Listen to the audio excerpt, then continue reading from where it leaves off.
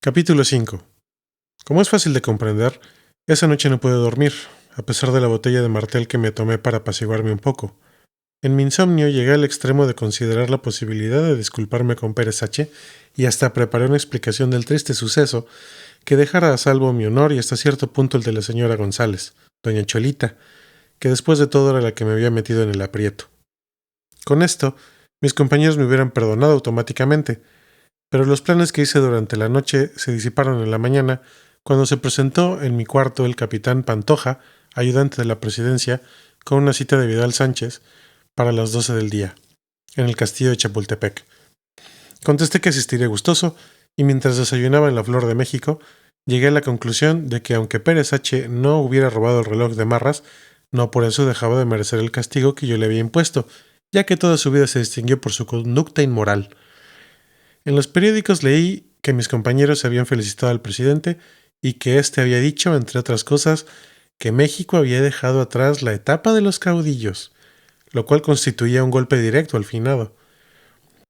Después de comprar algunos juguetes para mi numerosa prole en el Jonuco y algunas cosillas que me había encargado Matilde, mi mujer, abordé un forcito que me condujo al castillo de Chapultepec. Vidal Sánchez me recibió en su despacho con una rapidez que me hizo sospechar alguna treta, como en efecto la había. «¿No estabas entre los que vinieron a saludarme ayer, Lupe?» Me dice de tú porque serví a sus órdenes durante la desastrosa campaña de la lechuga. Era un jefe despótico y un pésimo estratega. Le dije que la razón de mi ausencia había sido un fuerte resfriado, lo cual era casi verdad, porque si no me enfermé después de la empapada del panteón fue por milagro. «Yo quiero ser tu amigo, Lupe», me dijo, textual, y luego, «sé que eres un hombre sincero y quiero que me digas qué opinas de Eulalio». Con el valor civil que siempre me ha caracterizado, le dije lo siguiente: ese individuo no tiene energía bastante, con otras palabras, ni es simpático, ni tiene méritos en campaña. Nunca podrá hacer unas elecciones libres. «Pero, ¿quién quiere elecciones libres?», textual. Yo me escandalicé ante tanto descaro y le recordé los postulados sacrosantos de la revolución. Él me contestó: «¿Sabes a dónde nos conducirían unas elecciones libres? Al triunfo del señor obispo.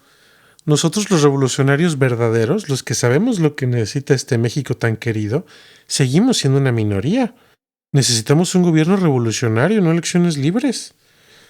Reconozco que no supe qué contestar. Él siguió su perorata. «Para alcanzar este fin, es decir, el gobierno revolucionario, debemos estar unidos y nadie se une en torno a una figura energética como tú, como yo, como González. Necesitamos a alguien que no tenga amigos, ni enemigos, ni simpatías, ni planes, ni pasado, ni futuro. Es decir, un verdadero fantoche. Por eso escogí a Eulalio». Debo admitir que estuve de completo de acuerdo. Cuando lo hubo expresado, Vidal pasó a otro punto. «Te mandé llamar porque necesito tu ayuda. ¿Puedo contar contigo?» Yo le contesté que siempre y cuando lo que iba a pedirme no lesionara mis principios de hombre moral y mi integridad de militar revolucionario y mexicano. «Zenón Hurtado no me da ninguna confianza. Sospecho que está en combinación con los cristeros». El general de división Zenón Hurtado era el jefe de la zona militar de Vieira y no era de confianza, pero no podía estar en combinación con los cristeros porque en Vieira no había cristeros. Vidal Sánchez prosiguió: «¿Te interesaría que encargarte de su puesto?» Yo contesté que sí, inmediatamente. «Ya arreglé con Melitón tu nombramiento». Melitón Anguiano era el ministro de Guerra y Marina, otro fantoche. Así que ese día salí del castillo de Chapultepec, investido de un cargo que era superior a mi graduación, y como iba a verse más tarde a mis fuerzas. Poco después me enteré de que mis antiguos compañeros y ahora enemigos, que tenían mando de tropas, es decir, Germán Trenza, Artajo, Canalejo y el Camaleón, habían sido destituidos o trasladados al otro extremo del país. Artajo a Chiapas, en donde no había tropas; Trenza a Quintana Roo, en donde no había ni gente; Canalejo a Puroándiro, en donde no conocía a nadie; y el Camaleón a Pochutla, en donde los habitantes mataban a montones. Solo quedaron en sus puestos Anastasio y Juan Valdivia. ¿Y de qué sirven un diputado y un ministro de gobernación sin tropas? Esto fue lo que ganaron por andar felicitando a quien no debían por su antingente labor y todo eso. Una semana después llegó a Vieira, junto con la notificación de mi ascenso a general de brigada, el nombramiento de jefe de la zona militar de Vieira, que me valió la enemistad absoluta y perpetua de Zenón Hurtado, con el que tantas dificultades había de tener yo en el futuro. La razón de estas dificultades fue que, contra lo que se acostumbra hacer en estos casos, que es mandar al jefe destituido lo más lejos posible del teatro de sus antiguas operaciones, dejaran a Zenón a mis órdenes y me recomendaron que lo nombrara jefe del Estado Mayor de la zona. Este nombramiento me costó después lágrimas de sangre. Durante los 3 primeros meses de mi gestión, que yo contaba que duraría tan solo 5, puesto que sabía que apenas tomara posesión Pérez H. me destituiría de la manera más humillante posible, todo salió a pedir de boca. Ordené que se pintara el cuartel del 26º Batallón, destituía al mayor Bermúdez por sus malos manejos y corría a las soldaderas que habían convertido en un verdadero mercado al cuartel de las Puchas. Después de esto ocurrió el caso Pereira, que me valió el calificativo de sanguinario en el Sol de Vieira, y que voy a narrar aquí para que se vea si tuve razón o no de actuar como lo hice. Todo comenzó con un telegrama de Melitón Anguiano que decía así: tengo informes de que en Vieira está imprimiéndose la propaganda católica.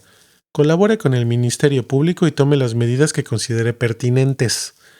Pues bien, las investigaciones llevadas a cabo por don Ramón Gutiérrez, que era jefe de la Policía Secreta, indicaron que la propaganda católica se imprimía en los talleres gráficos del Estado y se almacenaba en la bodega de una tienda de abarrotes llamada El Puerto de Vigo, que era propiedad de don Agustín Pereira, un español.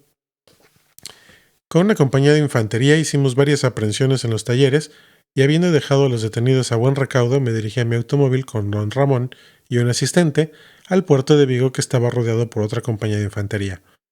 Cuando llegamos a las cercanías del lugar, vino el capitán Sarasúa a decirme que el propietario de la tienda no los dejaba entrar en la bodega porque no llevaban orden de allanamiento. En efecto, se nos había olvidado recabarla del juez. Dígale al propietario que aquí está el jefe de la zona militar, que tenemos que investigar en su bodega. Fue Sarasúa a cumplir mis órdenes y regresó poco después a decirme que don Agustín Pereira se había expresado despectivamente de mi investidura.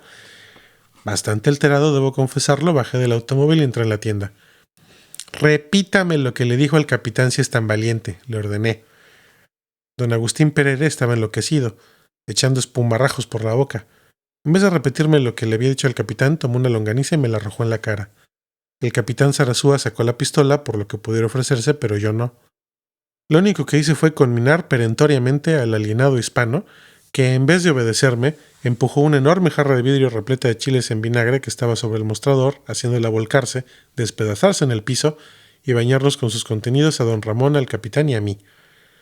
Mis soldados lo aprendieron inmediatamente. El hombre había ido demasiado lejos. Ordené que se le hiciera un juicio sumario y que se le pasara por las armas. La orden fue cumplida al pie de la letra. Si don Agustín Pereira hubiera sido mexicano, nadie hubiera dicho nada, pero como era español, se armó un escándalo terrible, a pesar de que después encontramos, en efecto, la propaganda de Marras, que había sido impresa en papel que era propiedad del Estado, con tinta del Estado y en las prensas del Estado. Los periódicos me insultaron todo lo que quisieron y si no hubiera sido por el apoyo de Vidal Sánchez hubiera perdido el puesto. Pasó la tormenta. El día 1 de diciembre, Pérez H. tomó posesión de la presidencia de la República. Yo tenía preparada mi renuncia y la mandé porque no quería estar en boca de nadie. El día 3 de diciembre los periódicos informaron la composición del nuevo gabinete. Vidal Sánchez era ministro de Guerra y Marina. Mi renuncia no fue aceptada.